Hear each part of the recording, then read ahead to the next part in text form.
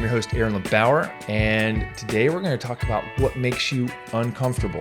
What makes you uncomfortable as a physical therapist, what makes you uncomfortable as a business owner, and how to grow and how to get past that. So you can make a lot of money, you can help a shitload of people, and you can live a life of freedom and fulfillment without anyone micromanaging you, breathing down your neck, and telling you what to do, especially a boss, insurance companies, someone else. I don't know. Here's the theme. Like, I talk to a lot of people. I have a lot of people, who are crushing it. And then I encounter a lot of people who want to crush it, but make excuses.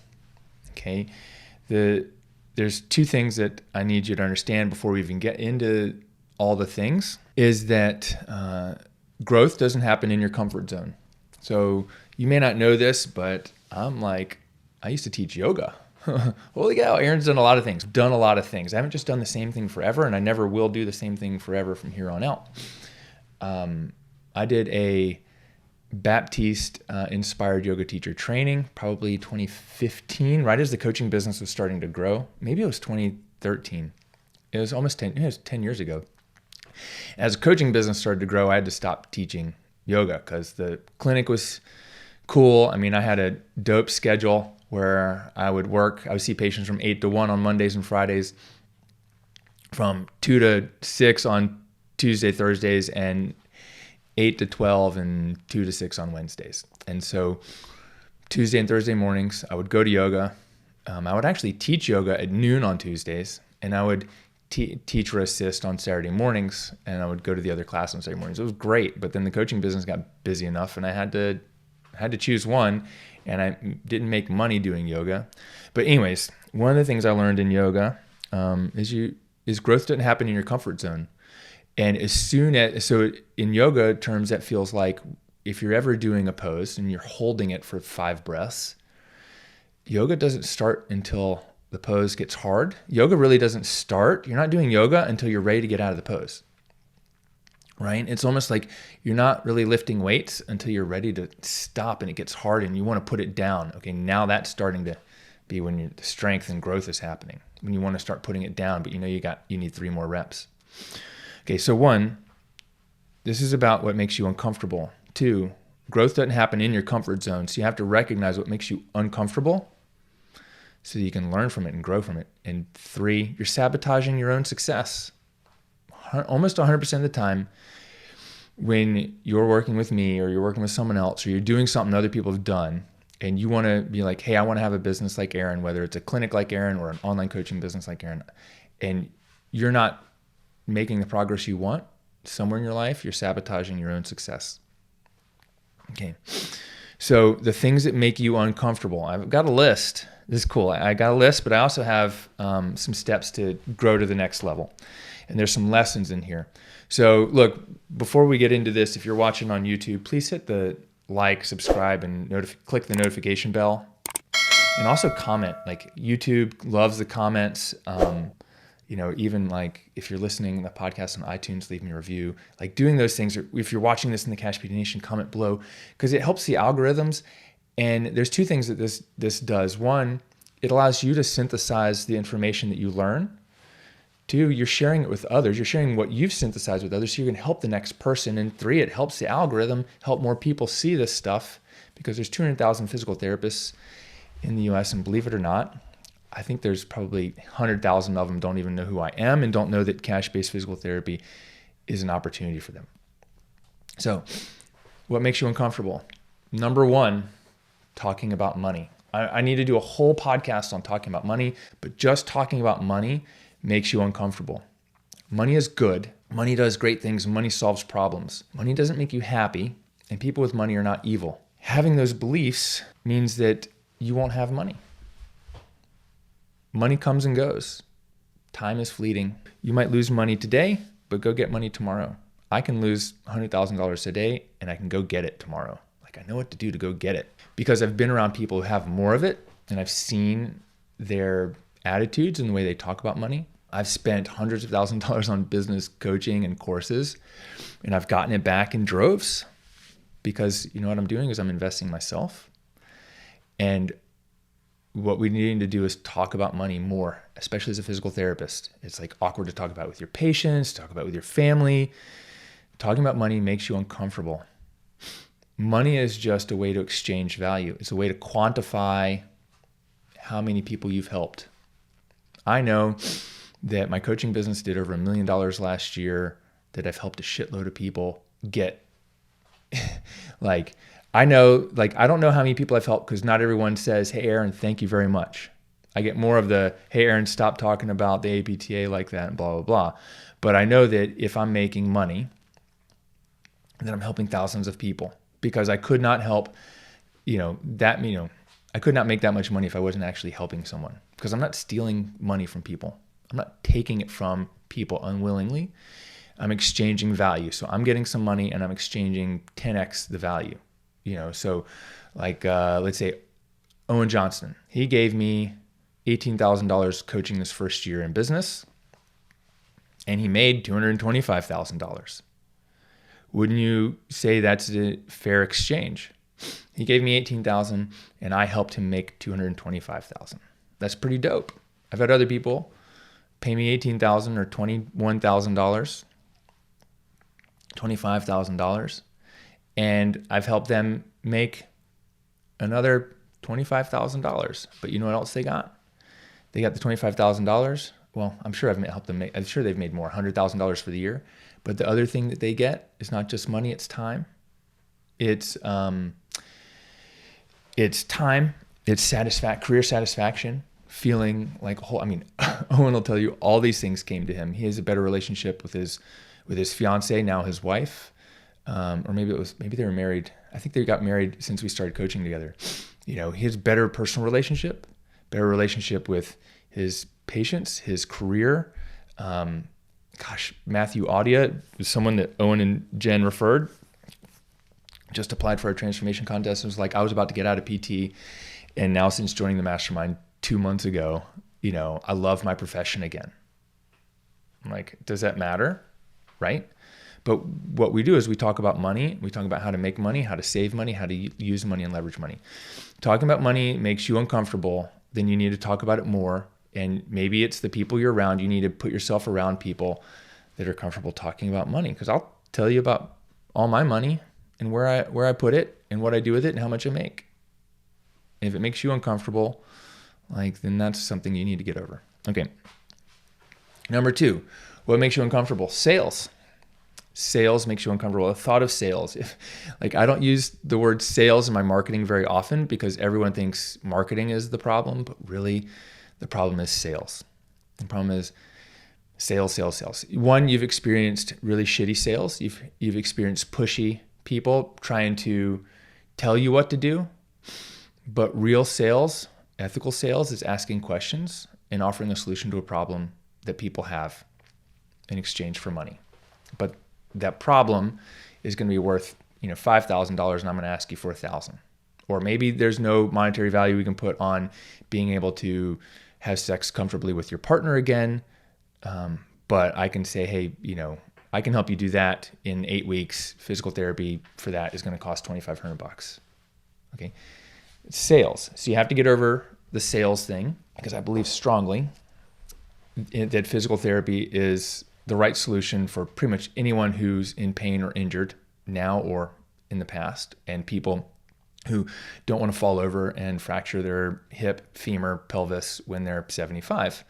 They need physical therapy. So I feel it's my ethical obligation to be a master at sales so I can use it for good, not just for making money. But if you're in it just to make money, so we talked about money, but if you're in this and your only goal is making money and you're desperate, the sales is going to come across that way, and that's probably what you've experienced from other people.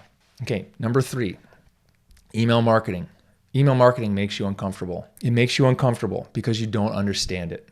So here's a couple things. One, you just have to recognize that I'm going to keep emailing you until you say yes. And then if you have another email address, there's no way my system knows that is the same person.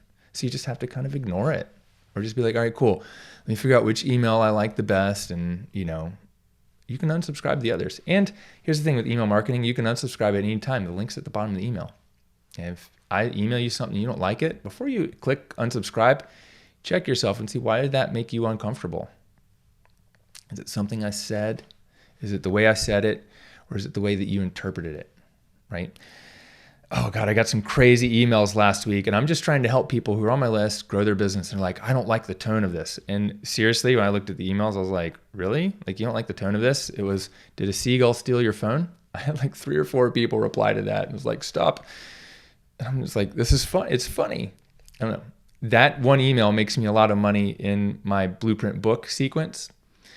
So let's just say you go to my website, Cash PT Blueprint Book, and you put in your name, phone number, address, email. Go to the next page, and you're like, oh no, I don't want to pay $9 for Aaron to ship me this book for free. Let me think about this longer. Let me go look on Amazon. Oh darn, on Amazon it's $20. Okay, so if you didn't buy it, but you fill out the name, phone number, email part, you're on my list, and I can send you a series of emails. I send a series of 4, maybe 5 emails for when you abandon the cart. Everyone does this. Etsy does this. I mean, Amazon does. I mean, a lot of places do this where they follow you around with ads. I follow you around with emails. And one of my most successful emails from that one, I used it for the PT BizCon, and I only sent it to people who had clicked on the sales page or clicked on a link in one of the emails about PT BizCon. And I had like 3 or 4 people get upset about it because it was funny. Anyways, you don't understand email marketing, and so you don't know how you can use it to make hundreds of thousands of dollars in your business. I've got one email sequence that's easily made me $500,000. Easily. Probably $1 million. Probably if I trace that email sequence to all the webinars it sent people to, I've probably made $1 million with the email sequence. If you're in my mastermind, I'll give you and you sell online courses or programs, I'll give that sequence to you. I just did that with Joe Gambino. We just gave it to him, set it up for him and his business, and he's going to be using it as an attractive character email sequence. It's awesome. It's so powerful. Okay, the other thing that makes you uncomfortable is doing the actual work and being responsible for your own success. I just did a whole podcast episode on this, but you've got to do the work. Okay, if you don't have kids, you've got plenty of time. Look, me, Jen Neesett, Meg Greco, there's 5 other Jens. They have all kids, other guys that have kids. Joe Gambino just had a new baby. We're doing the work. Like my uncle said this to me. He's like, Aaron, I don't remember what the topic was. And I was like, I don't have time for that. He's like, you have time. You just aren't making it a priority. So you need to do the work. Doing the work makes you uncomfortable. You think just joining the program or buying a course or finally spending money on yourself means that the results are going to happen. You actually have to do the work. Like, I can show you how to fish, but I can't fish for you. And then my coach Bedros posted something today on his story was like, I'm going to show you how to fish, but don't come take my fishing spot. It's like, that's when I'm going to crush you. It's like, I'm happily show you how to fish because there are plenty of fish. This pond keeps getting restocked. Pond is being restocked every day with money and with patience. And I'll show you how to fish, but you got to go out there and do the work. You have to be responsible for your own success. It's not the course. It's not the program.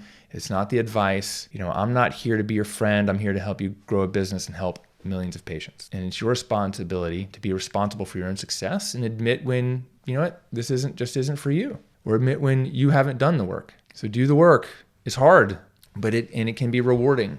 And if you're doing the right work for the right reason, with the right mission, and you have the USP and your avatar down, it doesn't feel like work at all. Like, it really doesn't feel like work at all. So anyways, do the work. Number 5, commitment. Committing to yourself. Like, commitment makes you uncomfortable. So people are scared to commit and they back out, or they're scared to make a commitment and they stay on the fence, or they think you've made a commitment and I can get out of it. I'm like, you made a commitment. Like, all of our Platinum Mastermind members, after 30 days, agree and they sign a Platinum Promise, which has, there's 20 things that I'm responsible for and 4 or 5 things that you're responsible for. And one of them is keeping the commitment you made after 30 days to, working together for 12 months to radically change your life, your business, and the way you impact your patients. And it's a commitment to yourself, your business, and your family. And a lot of people think they can get out of it. And you can, But, what disappoints me is that, I clearly helped, I'm going to bat for you, and you're making a commitment to yourself. But clearly that wasn't a commitment you really made. It was like you're putting your toe in the water. There's a lot of other things where people make shallow commitments because you're not all in, because you don't have a big enough reason why. But one of the reasons I don't understand it, and I've told some of my other friends and people in my coaching groups, like, I just don't understand, is because when I make a commitment, I'm all in. I'm not going to sit on the fence forever. We've talked about how speed is your friend in business. But I'm going to think about it and say yes or no. I'm not going to go halfway into something, right? I'm not going to go halfway into a business or an idea. I've had plenty of people, Jake, who does my ads and sales for me, and Greg Todd, and people's like, Aaron, you need to try this. Would be great. I'm like, yeah, great. Let me think about it. I was like, but if I go all in on it, it's going to take time away from the other things I'm focused on. And it's called having laser focus, but it's also being committed to the thing that you say yes to. And when you say no, you've committed to no. That doesn't work with my game plan, and I'm not going to do it. I'm committed to this other thing. And you have to stay committed to your patience, committed to your learning, but really committed to yourself, your business, and the things that you want. Which isn't to say that once you commit, you can't change course, but it's once you commit to something, see it through until you realize, this isn't the right path, and then you adjust, but you haven't changed your commitment, you've changed your strategy. Does that make sense? It's called, be committed because the first time you do something, it's not always going to work. And the people that are committed to the goal, to the process, are the ones that are going to win and see it through. What is it? Thomas Edison, Thomas Edison that invented 250 light bulbs before he got one to work? Something like that? Was Thomas Edison? Yeah. I always get Edison and Jefferson confused because they're old guys, I think, with the same kind of first name. But anyways, you get the point. I don't know the stats on that. But that's called commitment. What makes you uncomfortable? Tech. Don't let the goddamn tech make you uncomfortable. Tech should not make you uncomfortable. If tech makes you uncomfortable, just stop trying to pretend. If you're a PT listening to this, or OT, speech pathologist, you learned spinothalamic tracts. If you can learn that, you can learn the tech. The tech is even easier. It's just because you don't understand it. It's an easy excuse to keep you from failure. It's like, oh, the tech's too hard. I'm not going to do it. If I fail, it's not my personal responsibility for the failure. It's the tech's fault. Stop blaming the tech. Take responsibility for your own success. Just stop it. Get over it. And look, you can always hire someone else to do it for you, but the best owner operators are the people that understand the process and understand the outcome, so you can hire the right people. So you really got to understand the tech, because if you can run one of these, you can run the PT email engine, you can run ClickFunnels, you can do Zapier, you can do all those things. You do Facebook and Instagram. Okay, number 7, the APTA. What makes you uncomfortable? The APTA. Well, for good reason. The APTA. I don't know. What else do we need to say? The APTA makes you uncomfortable. It's good. Great. APTA. Does it make me uncomfortable? I don't think it makes me uncomfortable. It's just they're not serving me as a physical therapist and business owner, not even the PPS. That's why I created PT BizCon. That's why I created courses and do my own webinars, because I've decided a long time ago that if I want to change the profession, I can't do it from inside the APTA, because they won't let me. As much as you're going to, when I email about it or post about it, if you message me and say, Aaron, well, you just need to be on more committees and try harder. Look, I've had about 8 different presentations for PPS or CSM turned down. I've had a couple articles for the PPS Impact Magazine turned down. I have spoken at CSM before, once on my own. I spoke at PPS as a student with Bob Duvall. I didn't write that proposal. I did do a couple webinars back in the day, but they would get 25 people on the webinar, and I would get 500. And they put my thing up on the website, and I can't even access it unless I'm a member. It's like, and they're charging money for it, and I don't know, whatever. It's totally cool. But the APTA makes you uncomfortable, because every time I talk about it, you react to it. You get defensive of the APTA. You just got to understand that they don't serve everybody. I was a big supporter for a long time. And when COVID came around and the Dental Association, the Spa Association were the best resources for me as a private practice owner to deal with COVID, And I asked the PPS president, I said, hey, can you make these resources available for free to all business owners? They're like, no, that's a benefit of being a member. I was like, you've got this all wrong. Like, that should be free, serve other people, and then they'll see why there's benefits to membership. And they didn't do that. And they were basically like, no, that's not how we do things. And I was like, great, I'm not renewing. I mean, after 12 years. So anyways, APTA makes you uncomfortable. Every time I talk about it, you react. That's totally cool. But it's not for everybody. What makes you uncomfortable? The belief in yourself. I'm not a therapist. I'm not, my brother is. He might be able to better speak about this, but when we lack belief in ourselves, we're unable to invest in ourselves. And most people who I see fail don't believe that they can do it. So what's the one thing that I know can solve this problem? Look, I probably believe in you more than you believe in yourself. But the one thing that can solve this, and is to get around other people that are doing what you want to do, so you can be like, oh man, I'm just like them. If they can do it, so can I. I mean, that's what being around some of my peers does for me. Ryan Obenesser, Greg Todd, Paul Goff, Jared Carter, being around those guys, I'm like, oh, they're just like me. I got to go be around Bedros Keuilian. Bedros, he's speaking at PT BizCon. He's making well over 8 figures. Dude doesn't have a college degree. He's the same age as me. He's more of a meathead than I am. I'm more of an endurance athlete. But we have, similar way of thinking, similar processing. It's awesome. And I'm like, great. He can do it. I can do it. He believes in me. I'm like, okay, you believe I can do a $3 to $5 million business? Okay, how do I do that? Because I don't know how. But now that he tells me, and I go put myself around, like last week at Operation Blacksite, I'm around all these other entrepreneurs who are making more than I am. I'm like, they're just, I know I can do it if they can do it. I'm like, how do I not have what they have? So I build belief in myself. Okay. What makes you uncomfortable? Number 9, sharing your dreams. The reason sharing your dreams makes you uncomfortable is because everyone else is shooting them down. Don't be around those. Don't share them with the people that put them down. You need to be around people that are going to be like, damn, that's dope. Like, I want you to win. And I do. I want you to win. I want to know what your dreams are. What are your goals? What do you really want? You're never going to make them happen if you keep them to yourself because you feel embarrassed that your dreams aren't good enough for other people. Like, stop trying to please other people and just do it for you or your family. Don't care about what other people think of you. That's what's keeping you from success. Number 10, sharing your lessons. Okay, the only reason I'm here is because I've shared what I learned. I've shared the journey, and I've shared what works and what didn't work. Sharing your lessons, and then 11, asking for help. What makes you uncomfortable is asking for help because you're smart. Why? I'm supposed to be the smartest person in the room with my patients, but not as a business owner. Ask for help. So those 3 things all come from ego, sharing your dreams, belief in yourself, sharing your dreams, sharing your lessons, and asking for help. You feel like, if I do that, what are people going to think of me? You have to stop that, and you have to stop worrying about what other people think of you. And if you want to grow your business the fastest way possible, you have to ask for help.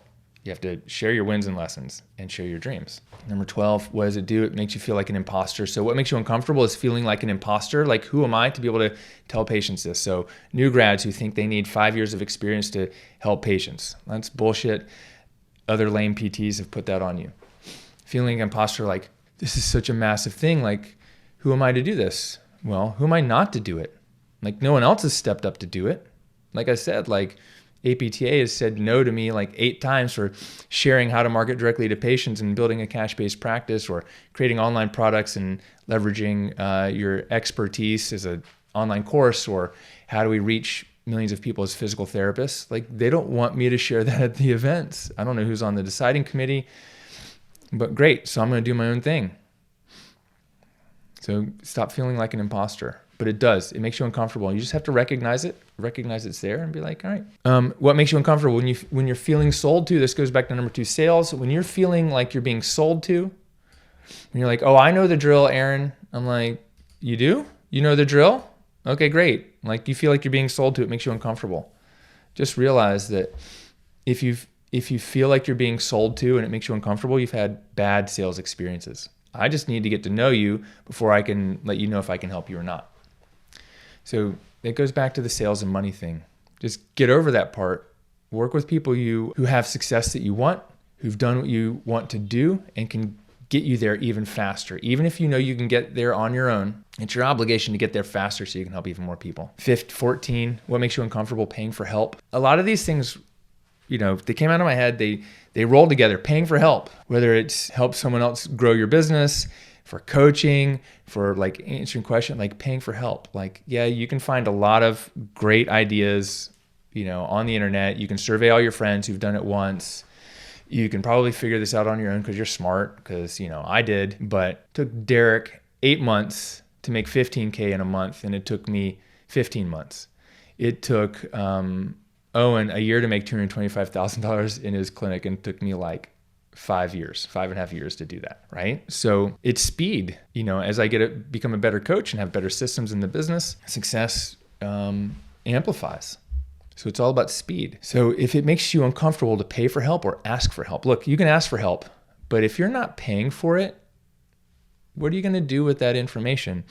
I know this, like, if I want something, if I want to get a massage, if I want to get a service, I want to pay for it, because then I can get it whenever I want, because I'm exchanging money for time of that person or the service or the information, rather than doing it out of the goodness of their own heart. Because one, I may not show up and take it seriously. And two, they may not take me seriously. And they may be like, great, let's do this once. I'm like, yeah, but I want to do like every week for like 3 months.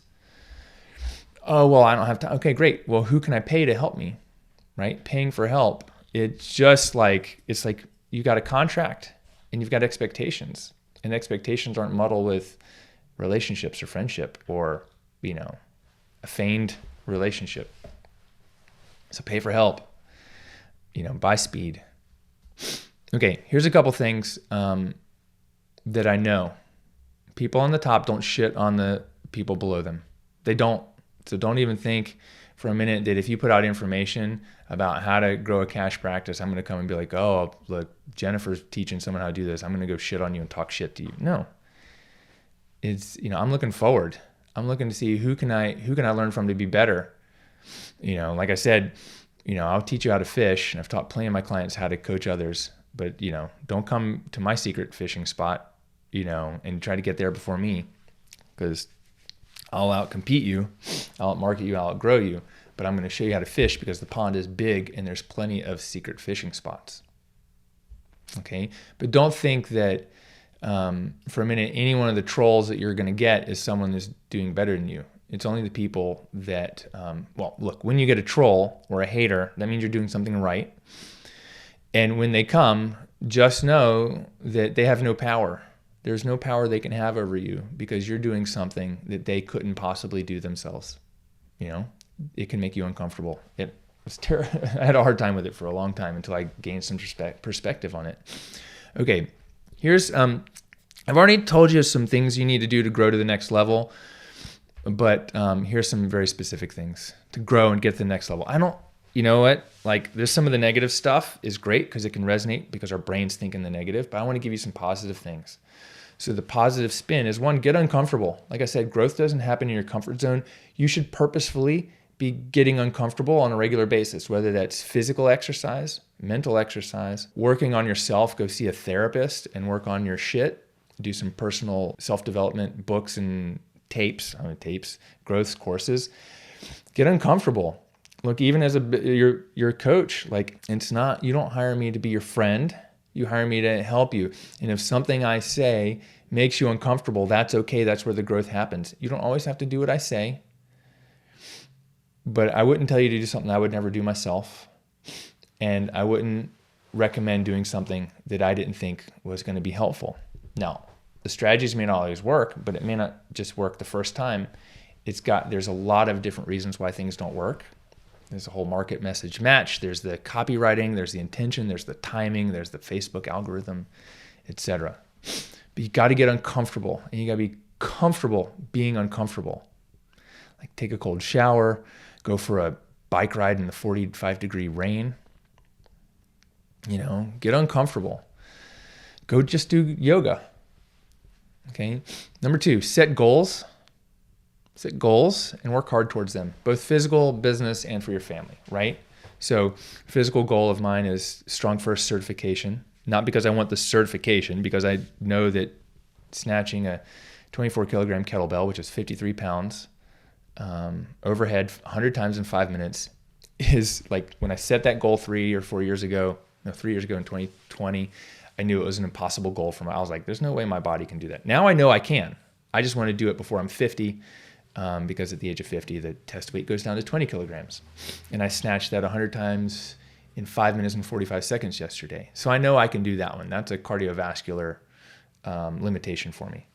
Business goal. I want 75 members in my mastermind, 100 members in the mastermind.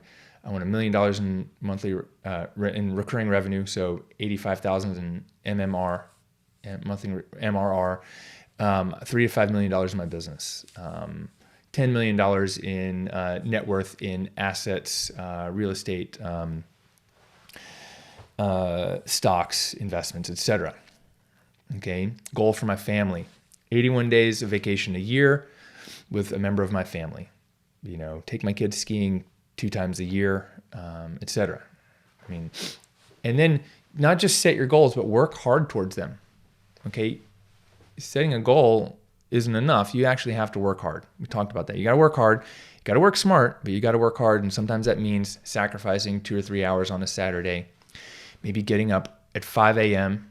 You know, like don't come to me like, Aaron, I can't do it. I don't have enough time.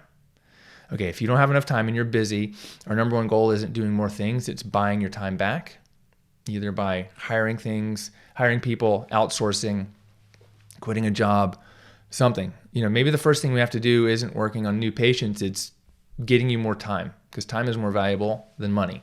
And if you don't have time, if you truly don't have time, then we need to strategize on how to do that. But if you don't have kids, don't tell me you don't got time. If you only got a 40-hour-week job and no kids, you got time. You're just not prioritizing it. Even if you have kids and you have a family member or partner, spouse, someone who can watch the kids for a couple hours on Saturday, you have plenty of time to do this. You do. You just have to prioritize it. And sometimes you got to sacrifice other things for the long-term goal. Okay, number 3, hire a coach. What does that do? It allows you to time collapse your results. You can compress your results from 5 years into 1 year or 2 months. It took me years to do $30,000 in monthly recurring revenue, and Jenny did that in 2.5 years working together. I mean, it's called time collapse your results. Okay, go to events, masterminds, events. Be in the right room.